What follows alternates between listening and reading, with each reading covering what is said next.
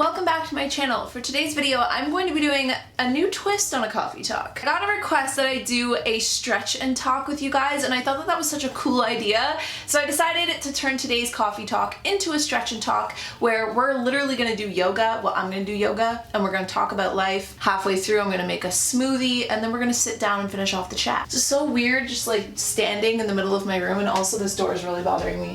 Okay, much better. So for today's video, this is the first time I'm ever filming one of these, so this might be a trial and error thing before we perfect the stretch and talks, but welcome to the first ever one in existence, guys. We're making, you know, Co's Crew history right now. We also have a very cozy Bentley joining us today, bundled up in the heated blanket. Really quick, if you guys aren't following me already, I'm gonna pop my Twitter, my Instagram, and my blog right up here on the screen. Come and check it out. Blog posts go live every single Friday. I've been posting a lot more to my Twitter and my Instagram than usual, so definitely come check that out. And aside from that, today's stretch and talk is going to be all about how to get out of a rut, especially now that we're kind of in that awkward stage of winter where it feels like it's kind of gone on a little bit too long. It's easy to fall into a rut, I find, this time of year, so if you guys want to stretch and talk about how to get out of a rut, then just keep watching. Okay, so first things first, I need to like set up my yoga station in my room. I ended up pushing my bed over and it made so much more room to do yoga, which has been amazing because I was getting a little claustrophobic. So all I do to like yogafy my room is I just get rid of this little fur rug and just like pop it in my closet. And then I keep my yoga mat just back here. Usually light up a candle or some incense. Pull out a plant or two, you know, just really get things cozy and zen. So considering today's video is all about how to get out of a rut, I feel like it all begins with the fact that it's, like I said, the middle of winter and it's that awkward time of year where things just feel like it's so dragged out and we're all kind of getting ready for warmer weather and flowers and spring. And even admitting that, I can hear the snowfall coming to completely blizzard on my parade. I boiled it down to 5 main questions that you need to ask yourself in order to pull yourself out of a rut. The first question is, where or how in your life do you feel stuck or do you feel in a rut? Whenever I feel like I'm stuck or very emotionally like harbored in some way, like I can't get past something or something's really weighing me down, or I just feel so unmotivated and just icky and gross and like I just don't want to do anything. This is where meditation comes in huge, because it wasn't until I really started to take meditation more seriously that I was able to kind of catch myself before ruts really kind of took full form. Taking that time to just get quiet with your feelings and to think about all aspects of your life and then kind of think about nothing at all. It makes it easy for emotions and for thoughts and for ideas to float through you and to come to your attention. Things that might be contributing and controlling your life more than you know, but you don't even recognize it or you're not even conscious of it because you're too busy like running around that you don't have time to really sit and ask yourself, what is causing me to be feeling the way that I feel? Is it work? Is it school? Is it, you know, health and fitness? Is it your own self-consciousness? Is it social? Is it where you thought your life would be at this age? No matter what it is, you have to ask yourself what parts of your life feel stuck. And then follow that up with just like on a day-to-day basis. What don't you like about your current situation? Is it your routines? Is it your habits? What is it about your day-to-day regimen right now that you don't enjoy? Try and keep a note handy on your phone, on a piece of paper, to be able to write down what it is that's coming forward for you, what your answers to those questions are, because then you'll be able to dictate what's emotion and what is feeling. You can't just be angry. There's a reason why you're angry. You almost have to strip away the emotions you feel towards everything and instead look at the root feeling. Feelings are things that we can change. Feelings are things we can work with and mold a little bit, whereas emotions are more the surface level expression of our feelings. We're asking our feelings, our deep, sappy little feelings, to come up and boil over and tell us like, what is it that's making me feel like I'm stuck, or what is it that's making me feel like I'm just not sparked or infused with joy to wake up in the morning, that I just feel like bleh.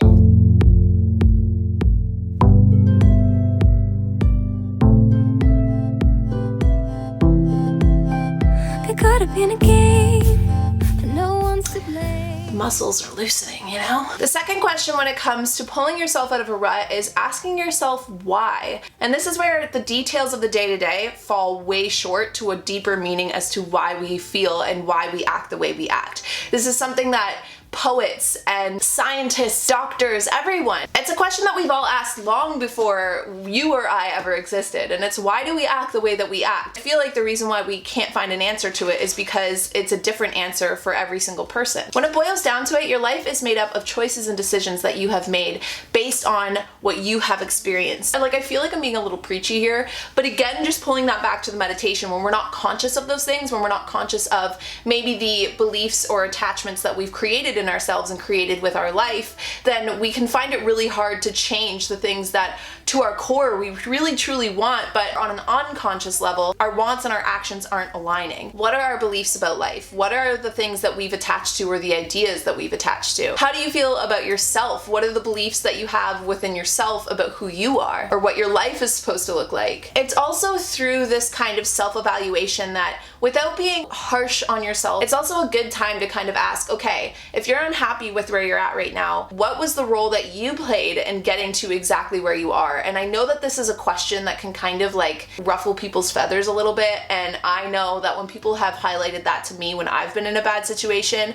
I'm kind of like, how dare you? Like, what do you mean? Of course I wouldn't have put myself here if I had a choice. In life, there's been choices I've made and there's been repercussions because of those choices, and I didn't even realize I was making those choices at the time. It boils back to my belief system and my attachments, and how even though it's not necessarily what I wanted, I attracted things to me based on my level of consciousness, based on how I viewed things, and based on my perspective about the outside world and my perspective about myself. I feel like every year up until last year, I was so desperate to find this positive life, and while I chased it and I tried doing everything I possibly could to gain that kind of lifestyle that I thought, you know, I was missing, the whole time it was actually just an internal shift that I needed to switch. It was to stop believing that there was something lacking from my life or lacking from who I was to create a more positive life or a more positive outlook on life. If I would have just looked more positively at myself, and if I would have just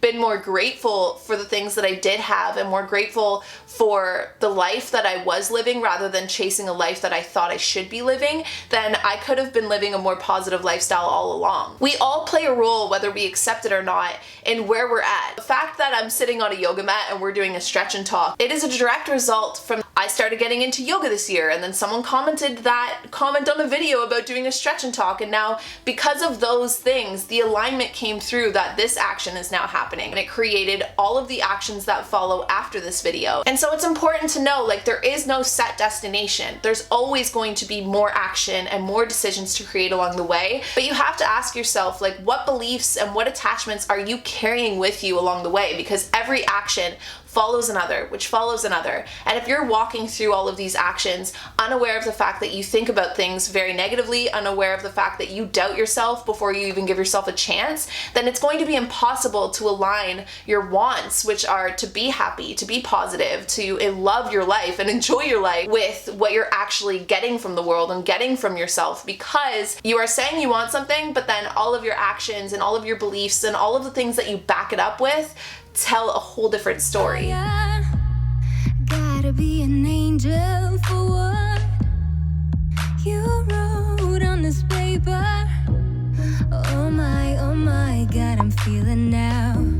The fire's alive, hiding deep inside all this stuff. The third question that you have to ask is, what do you have control over? I did a whole blog post on this, so I will link it down below, but it was basically just the things that we do have control over versus the things that we don't. There's certain things in our life that we will never have control over. We had no control over who we were, what our name was, you know, who our parents were, where we're from, what our upbringing was. But what we do have control over is where we take it from this moment. It doesn't matter if there's been so many times before in the past that you've tried and you failed. It doesn't matter if this is like your 50th time trying to pull yourself out of a rut. It doesn't matter if you've tried to accept who you are before and it didn't work. It all boils down to finding a way to be at peace with the things that we don't have control over, so that we can stop focusing focusing on them, we can then turn and have so much more space and time and just like energy to give to things that we do have control over. I remember for the longest time when I first wanted to become a YouTuber,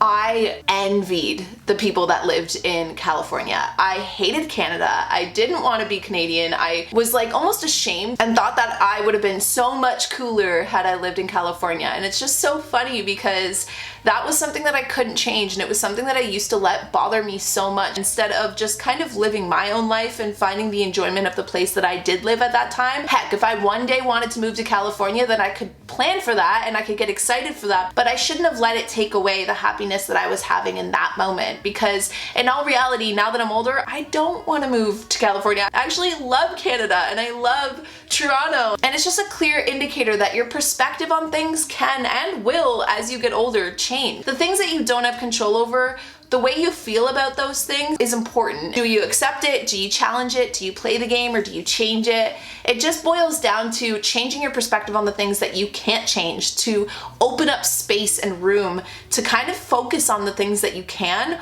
or focus on having fun with kind of working around the things that you can't. Those are challenges and those are obstacles. They're put in our life to teach us something, or they're put in our life to help us grow through it and find our own separate paths and our own individuality that kind of creates this whole life that nobody else will live except for you. And anytime that you feel yourself slipping, anytime that you find yourself suddenly just being so overwhelmed with the need to control and the need to, you know, change or wish to change the things that you can't, then have a mantra or an affirmation to back yourself up in those moments and tell yourself like, this is how we slip back into the rut. For me, it's force versus flow. Anytime that I feel myself, you know, feeling weighed down by things that are really bothering me that I can't control, or find myself feeling anxious about those things, or find myself feeling unmotivated or uninspired by certain things, then I tell myself like force versus flow. Do I force myself through this or do I flow through it? With that, I can usually find the answer that's going to get me through to the other side, and even if I don't feel clicked back into place right away,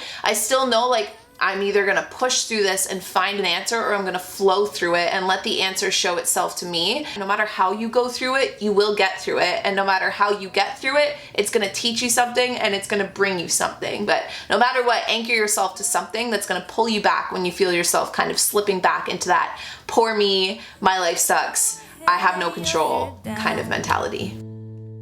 Sapphire and faded jeans, I hope you get your dreams. Just go ahead, let your hair down. You're gonna find yourself somewhere, somehow. Blue as the sky, sunburned and lonely, sipping tea in a bar by the roadside. Relax, relax. Don't you let wow, my slippers! I found them! And we're back. If you're wondering what's in the smoothie, I will leave the ingredients to it down below. But carrying on to question number 4, who are you? Who do you want to be? Who do you know you are to your core, but you're just not letting yourself be that person yet? What are the things that bring you more joy than you can even contain yourself with? When was the last time you felt that way? What impact do you want to make on this world? What imprint do you want to leave on this world? Or what impact do you just want to make on your own, you know, self, or the people that you love, or the people around you? What inspires you? What do you think you could be capable of? What do you know that you're capable of, but you feel like you're just not there yet? It's write them all down and get a real good look at the person that you actually are. Because our mistakes and our feelings and our emotions, as much as they express who we are, they aren't who we are. And so if you're in a place in your life right now that you're not proud of, or you're in a place in your life that you are unfulfilled by or don't get enjoyment out of, that doesn't define who you are. In fact, it actually does the exact opposite. It shows you, or it is showing you, everything that you're not. Because if the version of you that feels like you're stuck or in a rut is who you are, then you wouldn't feel like you were stuck or in a rut. Write down the person that you want to be. And if you find it really hard to do that, write down some attributes and some things of other people to kind of get the ball rolling, you know? Because odds are the things that inspire you about other people, usually a reflection that that's something that sparks something inside of you. So write those things down and see what follows, and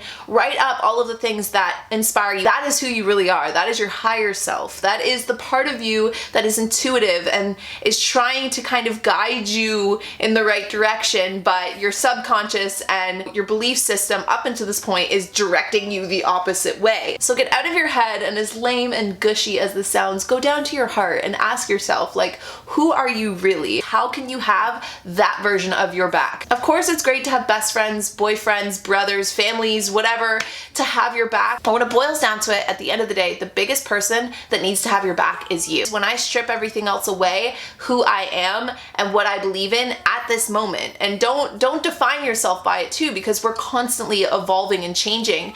But if these are things, or the attributes that you wrote down are like, I care about other people, or I want to create, or I want to spread good energy or good light, or I get really excited by photography, or whatever it is, you have to then turn around, look at that version of yourself and say, okay, now I've got your back. I'm gonna make sure that I don't start dancing with the devil on my shoulder. I'll tell him to kick rocks so that we can keep, you know, going to our yoga class, and we can keep pursuing our dreams, pursuing our hobbies, pursuing our curiosity and our interests, and constantly evolving, changing, and pulling ourselves into new inspirations and out of old ruts. Okay, I'm kind of getting cold. I feel like we should move this on over to the heat blanket. The more you stay the same, the more they seem to change. I think I got it all. Definitely not gangster enough to have my hood up, but I'm doing it anyway. So the fifth and final question, and to be honest, the most important question, if you're gonna take any of them from this video, is what are you going to do about it? While I do think that the why and establishing it is important in order to understand it and move forward with the right and correct action, I think the biggest and most important thing in all situations is usually action. This is an area that I tend to struggle the most with. I love the idea of a good plan, working forward, but then as soon as it comes time to implement action, it's usually where I start to struggle. I think it's because we have to finally let go of the things that we've been holding on so dearly to. Like, we almost start to love our problems because they give us a reason to complain, they give us a reason to not try as hard, and they give us a reason to kind of be a little lazy and just accept that we have no responsibility in our current circumstance. Okay, I can sit here and complain about it, or I can get up and do something about it, but 9 times out of 10, I'm feeling a little too lazy to actually do something about it. And if that's truly and honestly the case, then sometimes you just have to be like, you know what? I don't feel like changing this, so instead I'm just going to accept it. But when it comes to falling into ruts or feeling like you're stuck in your life, then I don't think that you should just accept it. I don't think you should let your laziness win, because like we just said, we have our higher selves back. So for that reason, we have to put in action even when we don't feel it, even when it doesn't feel right, because action is what's going to create the motivation. It's not the motivation that's going to create your action. Create some sort of action. Do something about it. Do anything. I don't care if it's just as simple as going for a walk to feel better in the morning, because that's going to show the universe that you're serious. That's going to show yourself that you're serious, and that's also just going to spark even a tiny bit of a good feeling inside of you, and that feeling is addictive. And the minute you feel that feeling, you're going to want more of it. And the only way to get more of it is to create more action and more action and more action, and then all of a sudden bopping around and realizing that you're happy. Life isn't meant to be taken as seriously as we make it out to be. Goof off a little, take it easy, you know? Pull away a lot of that pressure you're putting on yourself and just honestly simplify the situation so that you can change the situation. If you're feeling like you're in a rut, if you're feeling stuck, don't look at it as, you know, a failure or a setback. Look at it as your life or yourself or the universe or whatever you believe in is trying to send you a message. The more you ignore the message, the more you're gonna feel stuck. Anytime I've seen myself falling into a place in my life where I feel stuck, or a place in my life that I feel unmotivated or uninspired, usually when I force myself out of it, or I get onto the other side of it, I feel better, or I feel more in tune, in sync, I've gained more knowledge, and I just feel lighter than I did before the whole rut even happened. Whether it's more knowledge, whether it's more insight, more empathy, more creativity, more inspiration, more motivation, more imagination, no matter what, we always come out on the other side with more of something good. Look at it as a project or a fun opportunity to learn something about yourself, learn something about life, try something new, push yourself outside of your comfort zone, and know that at the end of it, you're gonna feel better than you did going into it. With that, that concludes today's stretch and talk. I hope you guys enjoyed. It was a little different. I definitely had to find a groove with filming it. It's probably going to take a few stretch and talks before we fall into a good routine with it, but if you guys liked it, then just thumbs up, or let me know down below if you guys want me to continue them, if you have any more topics you want to talk about, and yeah. And with that, I will see you guys all in my next video. Bye guys. Sometimes I feel so happy. Sometimes I feel so sad. Sometimes I feel so happy.